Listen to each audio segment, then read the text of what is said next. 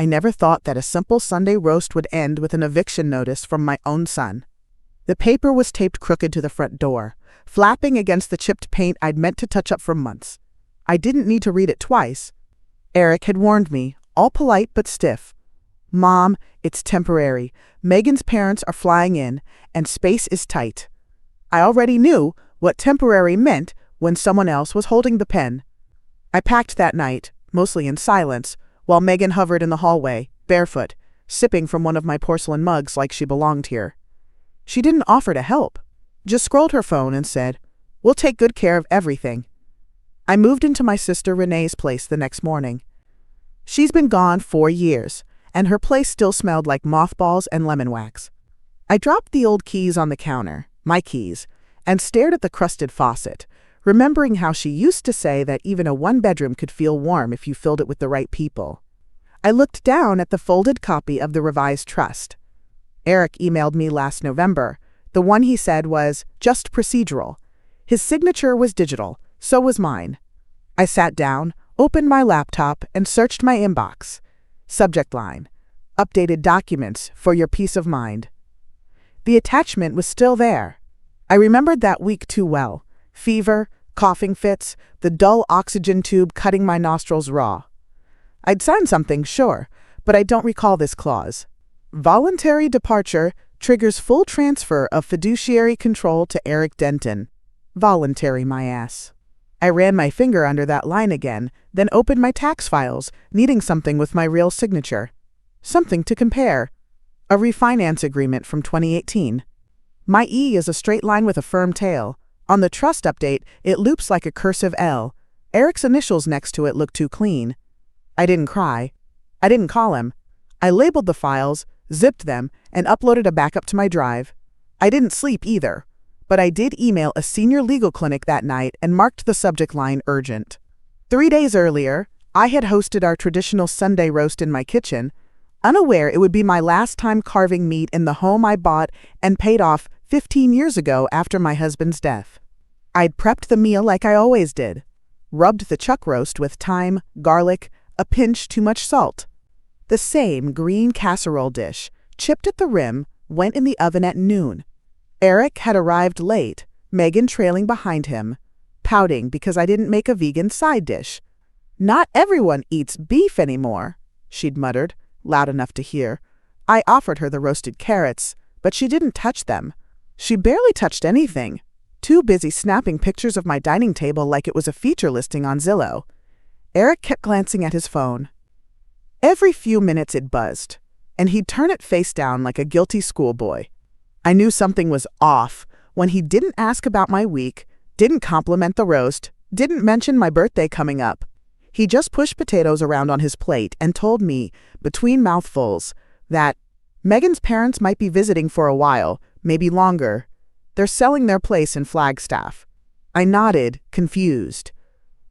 "So where will they stay?" I asked. That's when he looked down.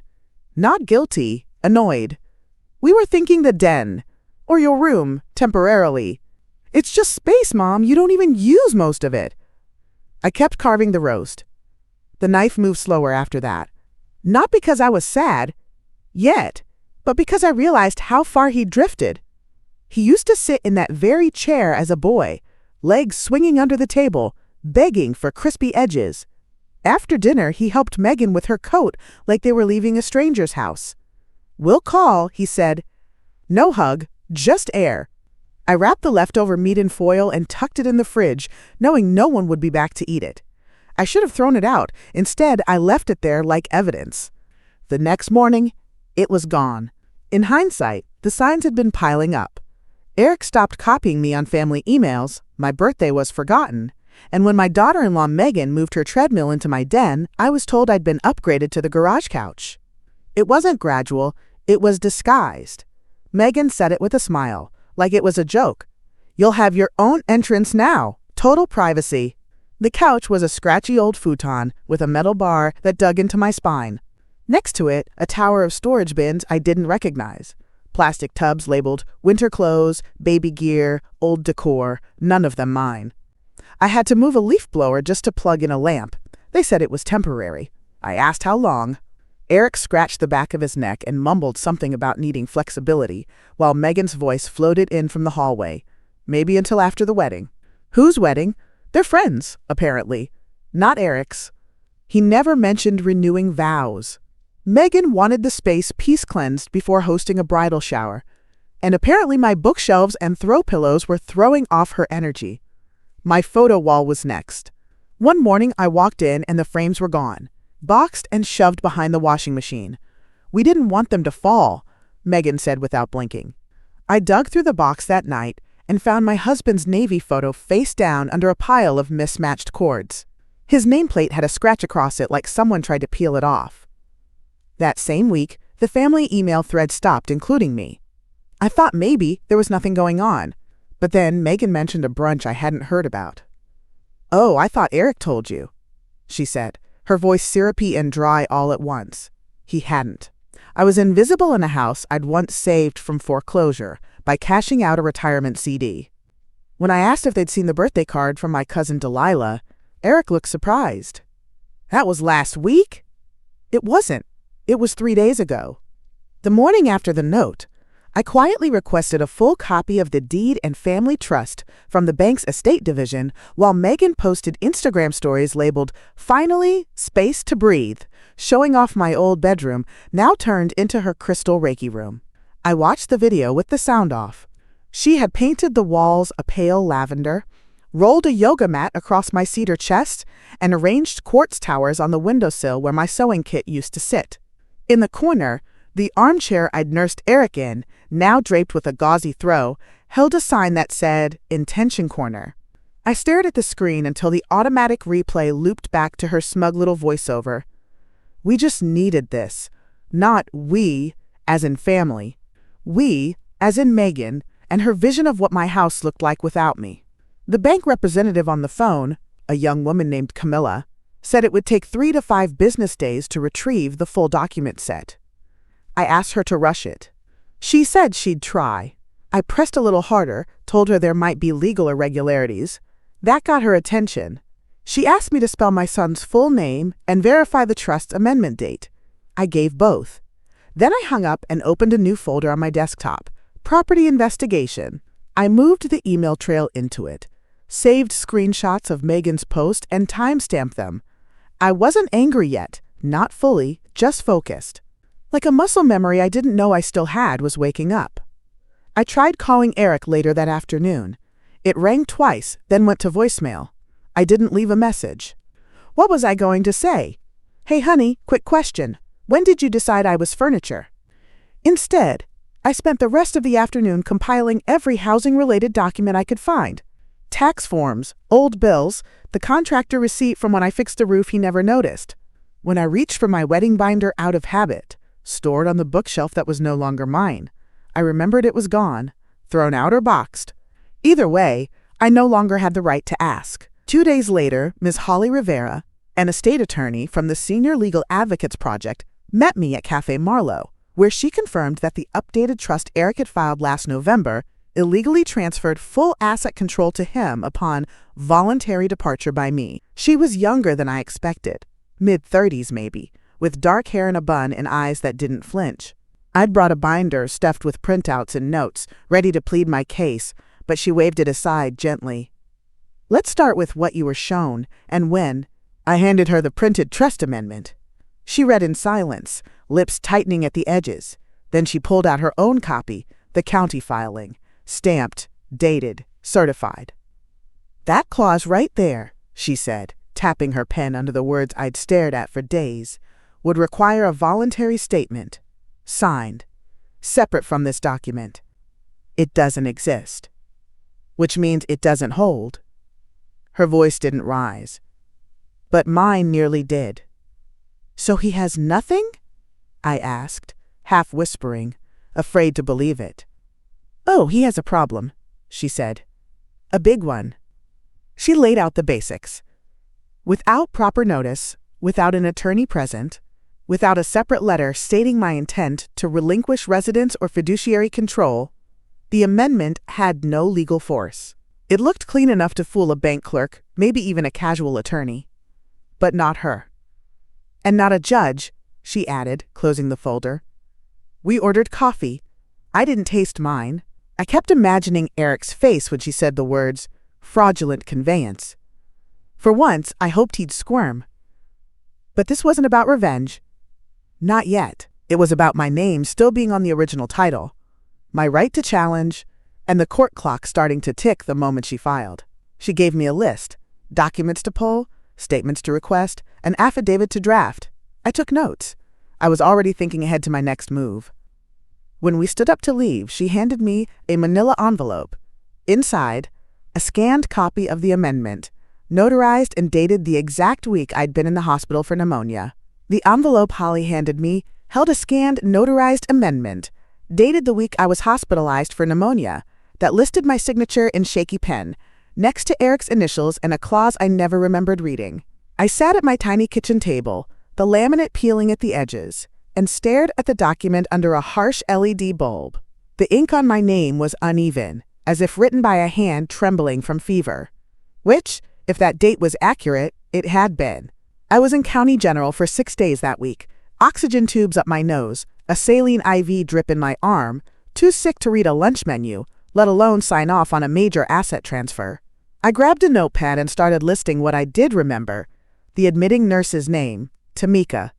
The chest x-ray on day 2, that sour applesauce they called dessert.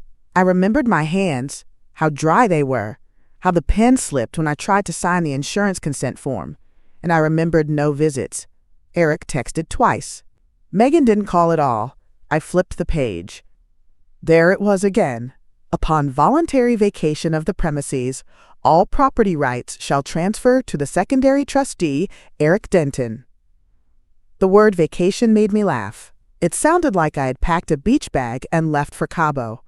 In reality, I'd left a note asking Eric to water my peace lily and called a cab between coughing fits. I compared the notary's stamp to the registry. Her name was on the state list, but something didn't sit right. No address listed, no office. Just a P.O. box. Back at the table, I made copies, 3 sets. One for Holly, one for the bank's legal team she'd looped in, and one for me to keep in a fireproof folder. I jotted down every medical date, time, and visitor log I could remember. Back home, I dug through my tax folders and used Adobe to compare my signature from a mortgage refinance in 2018, noting distinct inconsistencies with the new one. Wrong slant, looped E's I never used, and a mismatch on file timestamps. The original signature had my usual habits: firm pressure, upright slant, and a small tick at the end of the N in Denton. The one on the trust amendment looked like a caricature of my hand. The pen pressure faded halfway through, like someone tried to mimic my strokes and ran out of muscle memory halfway through the loop. I don't loop my E's. I haven't since I was 12 and failed a penmanship test for writing like a child. I lined them up in split screen, one signature clean and steady, the other floating like it had been traced on glass. I magnified both and dragged them onto a white canvas, marking differences. 3 inconsistencies in 5 letters, more than enough to raise doubt. Not enough to prove forgery. Yet. Then I checked the file metadata. I clicked Properties and stared at the modified date, 2:08 p.m., November 14th. Same day as the notary stamp, same day I was in that hospital room with a nurse drawing blood and an oxygen sensor clipped to my finger. I remembered the window in my room. It faced the parking lot. Cold sunlight that morning, nurses whispering outside the curtain, my gown tied crooked in back. I didn't leave the building, not once. I couldn't. My vitals had been unstable for 2 days. If anyone claimed I showed up to a notary office that day, they were lying. I wrote that sentence in my notebook and underlined it twice. They were lying. Then I pulled out my phone, opened the cloud backup, and found a photo of my bedside vitals screen. Eric had taken it and sent it in a group text with the caption, "Still hanging in there." Time stamped, November 14th, 1:53 p.m., 15 minutes before I supposedly signed away my home. I forwarded the photo to Holly and wrote, "Thought this might help." Timestamp included. When I emailed Eric to ask for clarification, he replied with a flurry of gaslighting texts, insisting I was confused again and that the signature was from that day you forgot your meds. The first message came fast. Mom, you're spiraling again. We went over all this already. Remember?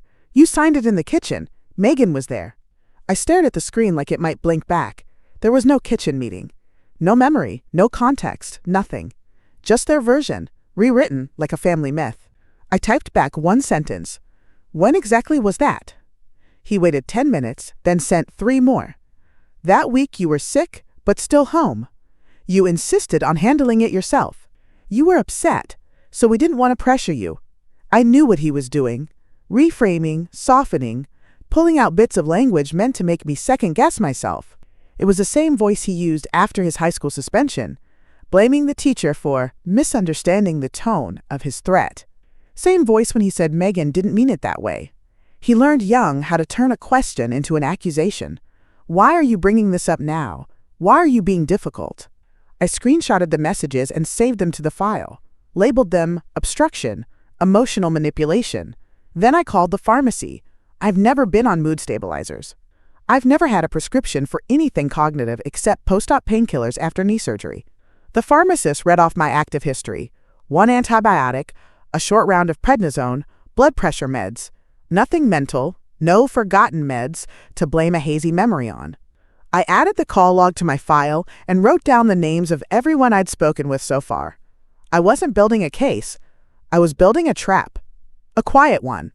With dates and facts and records no one could spin into another excuse. Later that night, I texted Eric one last time. Please do not contact me further regarding the trust. All future communication will go through my attorney. He didn't reply, but Megan posted a story an hour later, a close-up of a wine glass and the caption, "Peace always finds its way." I requested a digital record from the notary listed on the document, who replied saying she'd never met me, and then cross-checked the deed transfer date with my hospital admission paperwork and security cam timestamps from my building. Her name was Cheryl Langston. I found her contact info buried in the state's mobile notary registry, a Gmail address, and a number with a Bakersfield area code. I kept the message simple, requesting verification of an in-person notarization conducted November 14th. My name appears on the document. Can you confirm? She replied the next morning. Apologies, but I do not recognize your name or recall any appointments on that date with someone matching your description. I log all signings per state guidelines. You are not listed. I forwarded the response to Holly, then called my building manager. Mr. Dunn sounded half asleep, but agreed to let me view the lobby camera archives for that week. I can export the footage if you bring a drive, he said. You'll need to sign a release form. I was there in an hour, flash drive in one pocket, printed permission form in the other. We scrolled through the playback together. November 14th, from 11 a.m. to 3 p.m., the hours Eric claimed I was mobile enough to leave for a notarization. I didn't move from that building once. At 12:47, the maintenance man brought me my mail. At 1:08, I buzzed in the Instacart driver. At 1:53, there I was on the feed, coughing in the lobby chair, wearing the same gray shawl I had on in the hospital photo Eric once sent to the family group.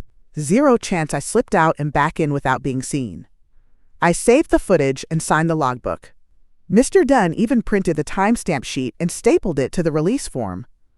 I labeled everything, uploaded backups, then paused. It wasn't just about the signature anymore. I pulled up the county assessor's site and searched the parcel ID for my house. A deed transfer had been processed 2 weeks after the fake amendment, on a Friday. At the county recorder's office, I discovered something worse. The house had already been transferred to a shell LLC titled EM Horizons LLC, registered to Megan's maiden name and her brother, with a filing date 48 hours after Eric's fake signature stunt. The clerk behind the plexiglass looked bored until I slid her the property parcel number and said I was researching a contested trust transfer. She typed slowly, then frowned. Looks like a quitclaim deed was filed 2 weeks after this trust amendment you mentioned. Grantee is EM Horizons LLC.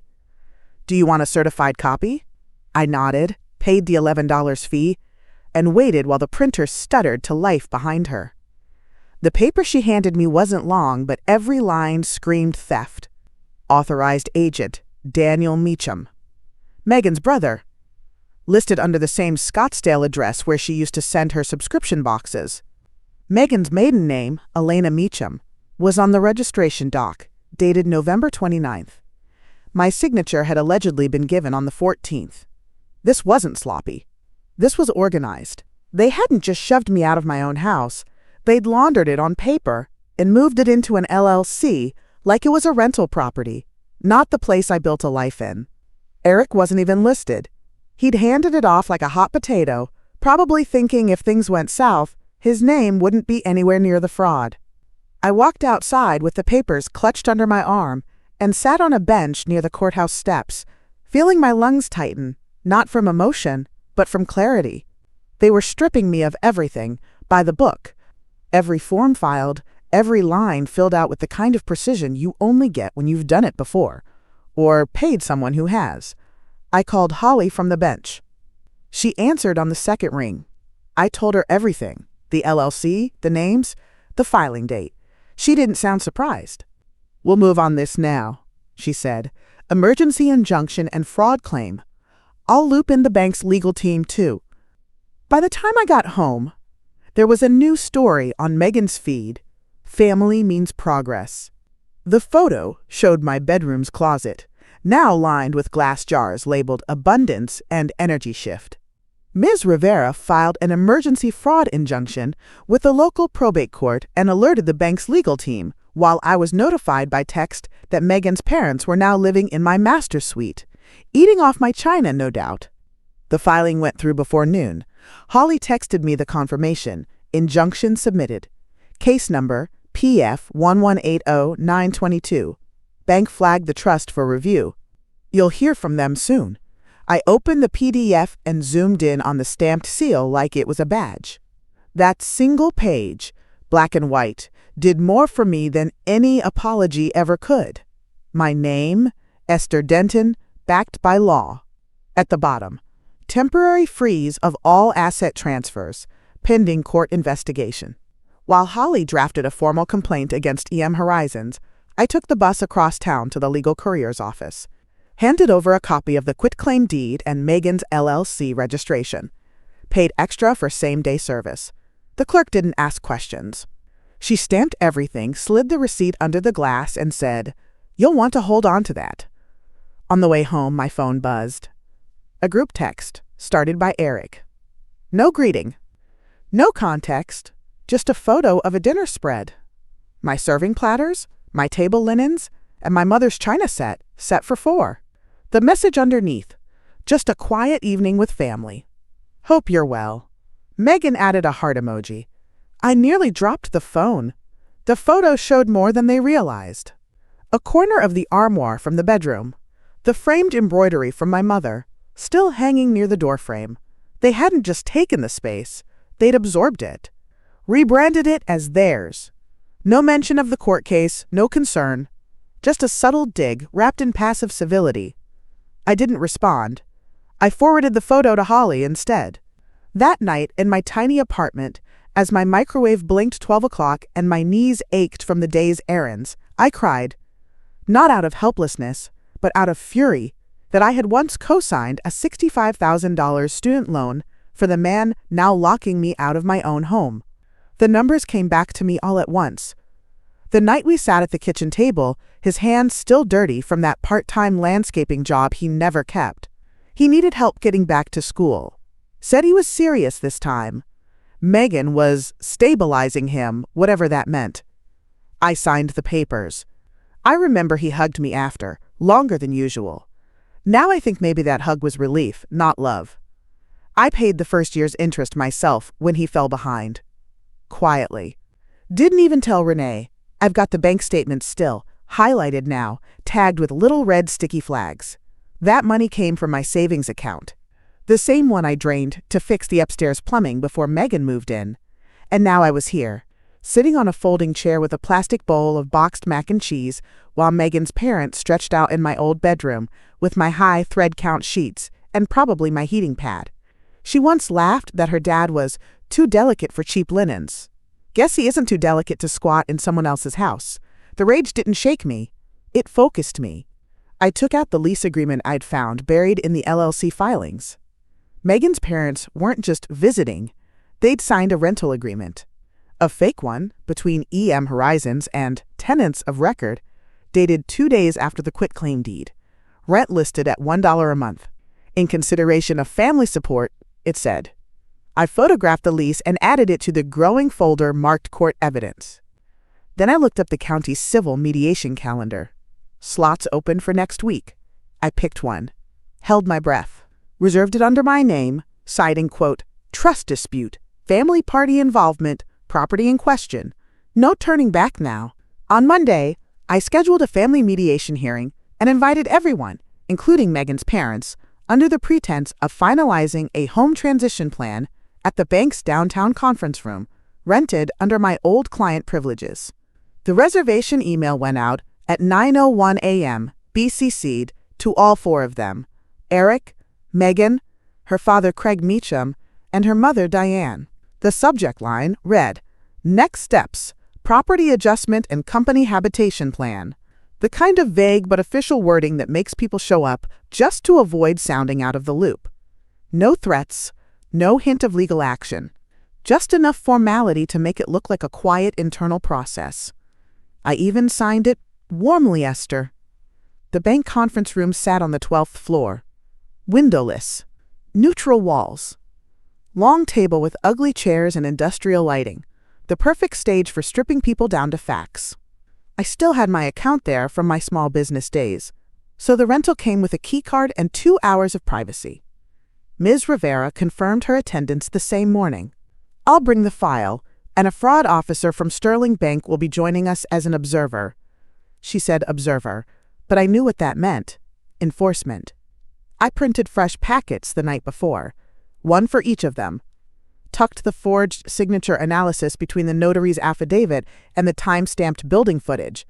Stapled the rental agreement with Megan's parents, names highlighted. No commentary, just facts in black ink. Tuesday morning, I ironed my slacks and wore the navy blazer I hadn't touched since Renee's funeral. I arrived 20 minutes early, set the folders in place, one at each seat. Ms. Rivera came in with a briefcase and a calm face. The bank investigator, a woman named Elise with a clipped tone and a badge number visible on her lanyard, shook my hand and said, Let's keep this civil, but decisive. At 10:03 a.m., the door opened. Eric strolled in first, cocky, pressed shirt, chin up. Megan followed, sunglasses on her head like a crown. Then her parents, all smiles, until they saw the seating chart. Their names were printed on folders they didn't know existed. The room was sterile and windowless, with name placards and pitchers of water as Eric walked in cocky with Megan on his arm, only to stop short when he saw Ms. Rivera and the senior fraud investigator from Sterling Bank, seated beside me. His smile dropped, just a flicker, but I caught it. Megan froze for half a beat longer, scanning the table like she'd walked into the wrong meeting. Her parents slowed behind her. Craig muttered something under his breath, and Diane's face tightened, the corners of her mouth folding like origami. I didn't stand. I gestured to the seats. Thank you for coming. Let's get started. Eric sat stiffly across from me. Megan didn't sit right away. She took her sunglasses off, set them on the folder with her name, and glanced at the bank logo on Elise's badge. Her fingers twitched. Ms. Rivera opened the file. We're here today under voluntary mediation to discuss irregularities in the Denton Family Trust, recent property transfers, and documentation under legal dispute. Her voice was calm, slow, and practiced. Then she nodded to Elise. Miss Carson is here to observe on behalf of Sterling Bank's legal compliance team. Eric leaned back, feigned confusion. I thought this was a home planning meeting. It is, I said. We're planning how to undo the theft of mine. I pushed the first folder across the table. The forged signature, side by side with my 2018 refinance. Then the notarization affidavit. No record, no appointment, complete denial. The time-stamped hospital photo, the security footage, the pharmacy logs. Each document laid down like a poker hand that only played one way. Megan reached for hers, flipped it open, and stopped cold at the lease agreement, the one she and her parents signed with EM Horizons. $1 rent? I asked flatly.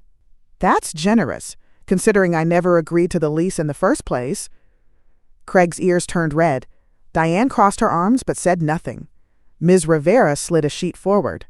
We're also in possession of county filings, showing the property was transferred to an LLC registered under both your maiden name and your brother's. Eric started to speak, but he didn't know which lie to start with. I calmly slid forward copies of the notary's affidavit, my hospital admission report, side-by-side signature analyses, and a video clip from my building security, showing me nowhere near a notary office the week in question. Eric barely glanced down. "Mom, this isn't how I wanted it." "You mean fraud?" Ms. Rivera cut in, tone-clipped.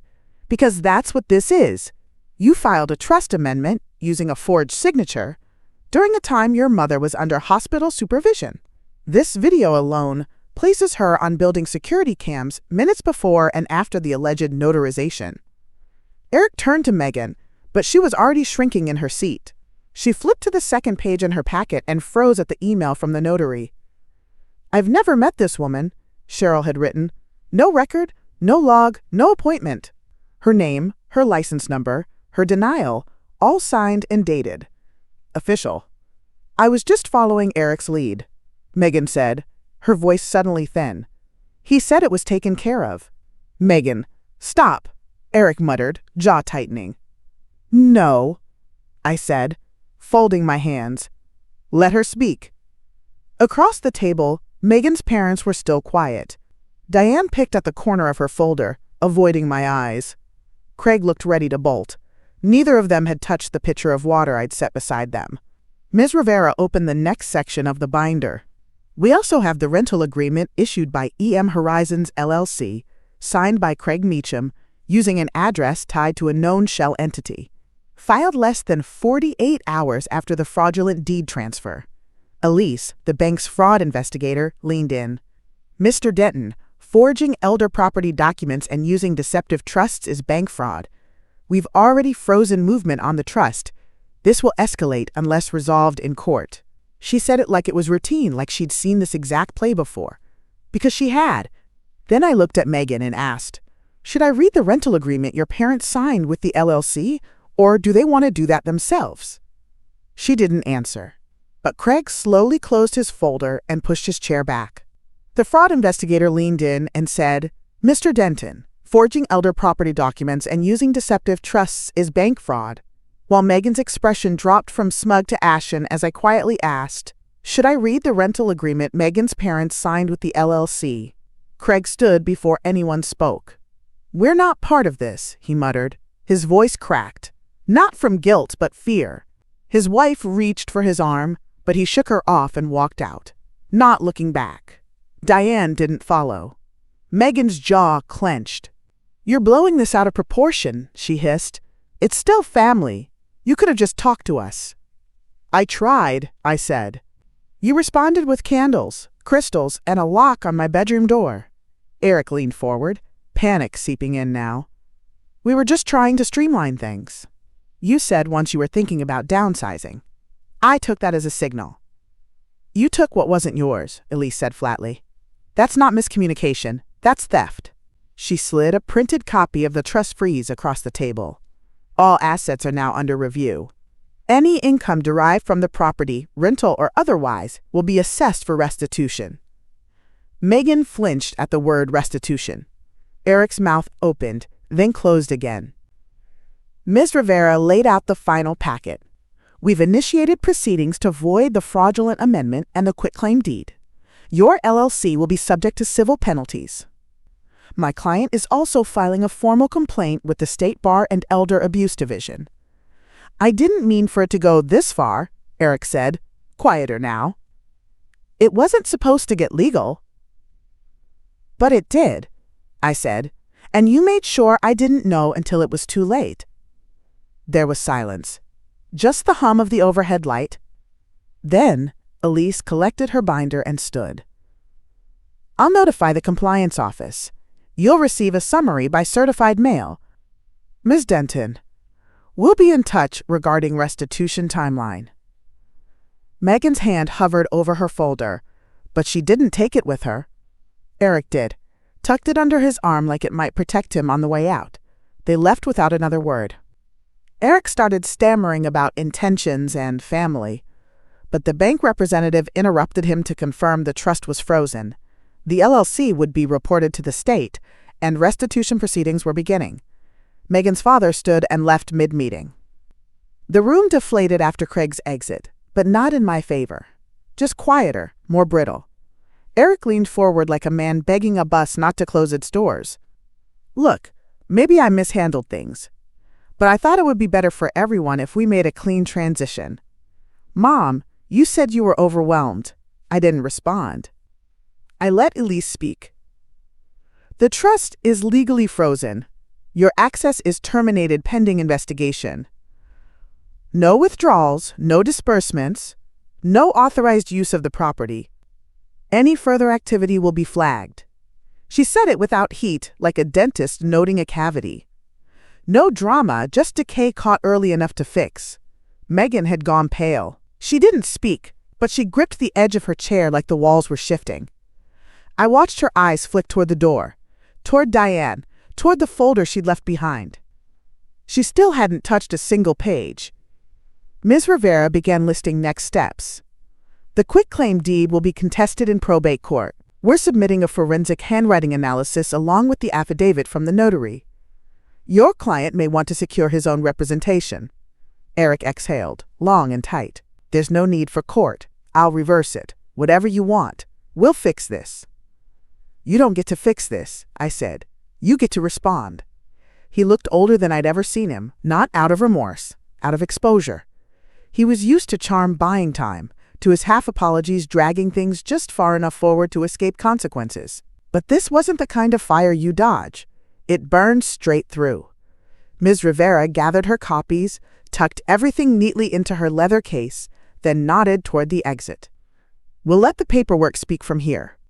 By that evening, the restitution claim had been initiated, the fraud report filed with the Secretary of State, and the county clerk's office stamped the pending void on title transfer. The fall had begun. By Friday, the house title had been restored to me, charges were pending, and a sheriff delivered a formal vacate order to my son's door as I stepped back into my own foyer, with a copy of the keys in one hand and my mother's porcelain teapot in the other. The porch light still flickered the way it used to. Someone had left a scuffed sneaker on the stoop. Probably Megan's father, judging by the size. Inside, the air was stale but mine. I walked through slowly, tracing the edge of the banister, boots clicking on hardwood. I once refinished with Eric when he was 15, and still grateful. The bedroom had been cleared. Crystal bowls gone, incense trays swept clean. They'd left behind the bed frame and the embroidered pillowcases I'd stitched 20 years ago. In the kitchen, one of my serving platters sat in the sink, crusted with dried sauce. No note, no apology, just exit dust. I set the teapot on the counter. No cracks, no chips. Somehow, it had survived them all. Later that evening, I walked the perimeter of the backyard with a legal pad and a highlighter, circling repairs and replacements, locks, window latches, exterior bulbs. Each mark was a quiet reassertion of presence, not a return, a reclaiming. By Monday, the locks would be changed. By month's end, the LLC would be dissolved, and the restitution payment would land in escrow, and for the first time in a long while, no one else would be holding my keys.